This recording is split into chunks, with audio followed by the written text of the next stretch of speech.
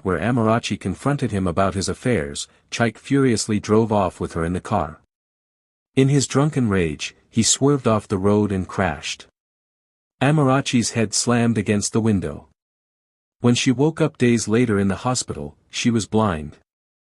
Her world turned dark. Instead of showing remorse, Chaik became crueler. He insulted her for being useless and told her she was now a burden. Kemi, the maid who once served Amarachi, openly mocked her. She would whisper insults like, "You think Madam is still the queen? Look at you now, blind bat." Together, Chaik and Kemi turned the house into a nightmare. One afternoon, after a heated quarrel, Chaik and Kemi threw Amarachi out of her own mansion, giving her only a small bag of clothes. Amarachi wept bitterly on the roadside, humiliated and heartbroken. Neighbors whispered, but no one dared interfere.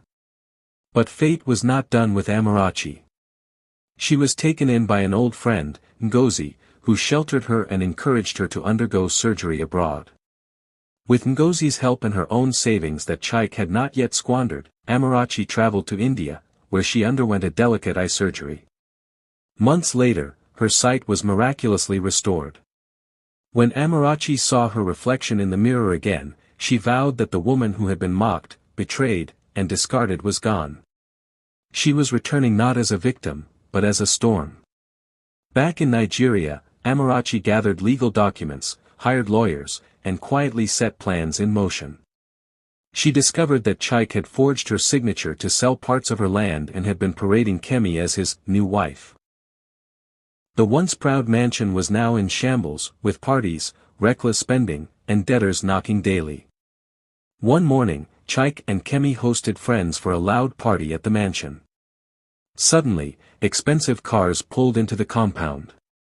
Out stepped Amarachi, dressed elegantly, her eyes clear and fierce. Silence fell.